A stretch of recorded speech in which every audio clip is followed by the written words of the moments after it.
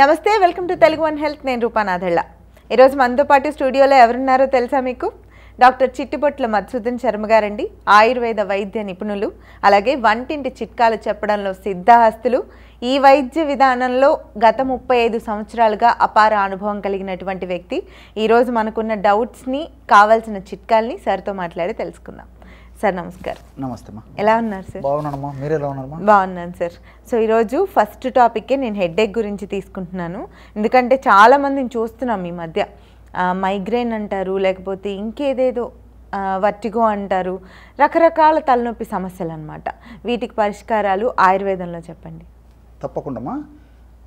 తలనొప్పి, headache it self is becoming headache to all అని చెప్పేసి కూడా ఒక సేయింగ్ ఉందమ్మా. అవును. డాక్టర్స్తో పాటు ఇతరులకు కూడా హెడేక్గానే ఉంటుందని చెప్పేసి పేషెంట్కి ఉన్నటువంటి హెడేక్. సో ఈ హెడేక్ని 2 విధాలుగా బ్రాడ్గా చెప్పుకోవచ్చండి. ప్రమాదరహితమైనటువంటి హెడేక్స్, ప్రమాదకరమైనటువంటి హెడేక్స్. సో మనకు వచ్చేటువంటి 90% ఆఫ్ ది హెడేక్స్ ప్రమాదరహితంగానే ఉంటాయమ్మా. సో వెరీ తక్కువ, అంటే very less, almost not even 10% headaches మాత్రమే ప్రమాదకరంగా పరిణమిస్తాయమ్మా. చాలా చాలా తక్కువ ఉంటాయి. సో ఇంచుమించు 90% ఆర్ అబోవ్ 90% అని కూడా చెప్పుకోవచ్చు అనమాట. సో ప్రమాదరహితంగానే ఉంటాయమ్మా, ప్రాబ్లం లేదు. వీటిలో కూడా మరొక విచిత్రం ఏంటంటే, చాలా రకమైనటువంటి హెడేక్స్కి వ్యాధి నిర్ధారణలో భాగంగా మనం పరీక్షలు చేయించినప్పుడు, అంటే ఎంఆర్ఐ స్కాన్ కానీ, సిటీ స్కాన్ కానీ, ఎక్స్రే కానీ, ఇతర బ్లడ్ టెస్ట్ కానీ ఏవి చేయించినా చాలా రకమైనటువంటి హెడేక్స్లు అన్నీ నార్మల్గా వస్తుంటాయమ్మా.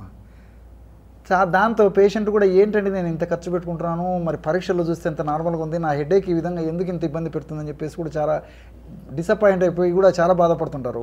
డాక్టర్స్ కూడా భరోసా ఇస్తుంటారు, ఏం కాదులేండి, ధైర్యంగా ఉండండి, మీకు ఏదైనా జబ్బు ఉంటే కూడా, జబ్బు ఉంటే కదా మీరు అంత ఆందోళన చెందాల్సింది, మంచి ఆహారం తీసుకోండి, మంచి ఎక్సర్సైజ్ చేయండి, టయానికి రెస్ట్ తీసుకోండి అని చెప్పేసి కూడా డాక్టర్స్ చెప్తుంటారు.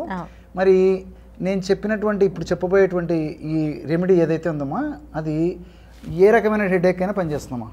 అంటే డాక్టర్స్ సూచించిన మేరకు వాళ్ళు చెప్పినటువంటి ఔషధాల జబ్బును బట్టి వాడుతూ, అవసరాన్ని బట్టి, ఇప్పుడు నేను చెప్పినటువంటి మెడిసిన్ వాడుకోవడం వల్ల చాలా ఫాస్ట్గా, స్పీడ్గా, సత్వరమే దాని యొక్క ప్రభావాన్ని చూపించేసి కంఫర్టబిలిటీ వచ్చేస్తుందమ్మా.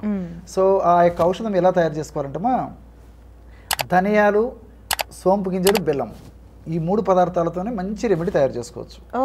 సో ధనియాలను వేయించేసేసి పౌడర్ చేసేసి ఒక 50 గ్రామ్స్, సోంపు గింజలని కాస్త వేయించేసేసి పౌడర్ చేసి ఒక 50 గ్రామ్స్, బెల్లం పొడి ఒక 50 గ్రామ్స్, ఈ 3 పదార్థాలు బాగా కలిపేయడం వల్ల 150 గ్రామ్స్ మెడిసిన్ తయారవుతుందమ్మా. సో ఈ 150 గ్రామ్స్ మెడిసిన్ ఒక గాజు సీసాలో నిల్వ ఉంచుకొని రోజు మార్నింగు ఒక 2.5 గ్రామ్స్, అంటే ½ teaspoon, night ½ teaspoon ఆహారానికి ముందు, మార్నింగ్ ఆహారానికి ముందు, రాత్రి ఆహారానికి ముందు ఒక 10-15 నిమిషాల ముందు ½ టీ స్పూన్ పౌడర్ ఒక 50 ml or 100 ml వాటర్లో కలుపుకొని తీసుకోవాలమ్మా. సో రోజు 5 గ్రామ్స్ అంటే నెలకు 150 గ్రామ్స్ అవుతుంది. ఈ విధంగా అవసరాన్ని బట్టి ఎన్నడైనా వాడుకోవచ్చమ్మా. ఒక డయాబెటిక్ పేషెంట్స్ కానీ, తర్వాత షుగర్ వెయిట్ ఎక్కువ ఉన్నటువంటి వాళ్ళు కానీ, తర్వాత ఈ కొలెస్ట్రాల్ ఇలాంటి సమస్యలు ఉన్నటువంటి వాళ్ళు అయితే మాత్రం షుగర్ మినహాయించేసేసి మిగతా 2 పదార్థాలతోనే ఔషధాన్ని తయారు చేసుకుని కూడా వాడుకోవచ్చు. అవి 3 కలిపేసి పెట్టుకోవాలా సార్? ఎప్పటికప్పుడు చేసుకుంటే మంచిది, అంటే విడివిడిగా పొళ్ళు పెట్టుకొని అప్పటికప్పుడు కలుపుకుంటే మంచిదా, 3 కలిపేసి పెట్టుకుంటా? మన ఓపికమ్మా, ఈ రోజుల్లో ఫాస్ట్ డేస్ అయిపోయాయి కదమ్మా.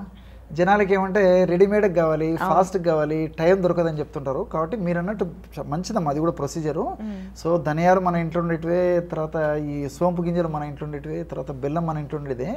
సో అట్లా విడివిడిగా అయినా అప్రాక్సిమేట్గా కలుపుకోవచ్చు నేను చెప్పినటువంటి పద్ధతి ప్రమాణం డోస్లో. అలా కాకుండా ఒకేసారి తయారు చేసి పెట్టుకుని మంత్లీ వన్స్ కూడా వాడుకోవచ్చమ్మా.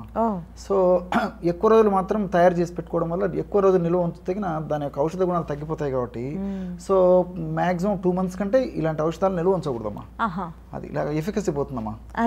సో ఈ పద్ధతిలో వాడుకోవడం వల్ల ఏ రకమైనటువంటి తలనొప్పికి రండమ్మా. మీరు మొదట్లోనే ప్రస్తావించి చెప్పారు ఈ మైగ్రేన్ హెడేక్ అని, తర్వాత వర్టిగో అని చెప్పేసి, ఇట్లా రకరకాల ప్రాబ్లమ్స్ వల్ల కూడా ఈ హెడేక్స్ ప్రాబ్లమ్స్ వస్తుంటాయి.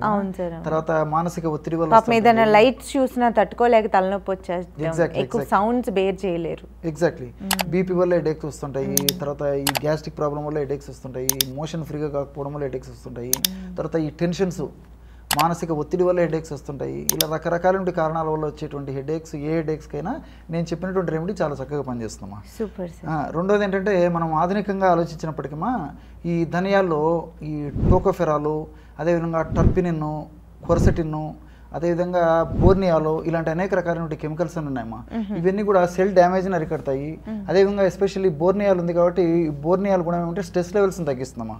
ఈ రోజుల్లో చాలా మందికి స్ట్రెస్ వల్లనే మెజారిటీ ఆఫ్ ది పీపుల్కి హెడేక్ స్ట్రెస్ వల్ల వస్తుంటుంది అనమాట.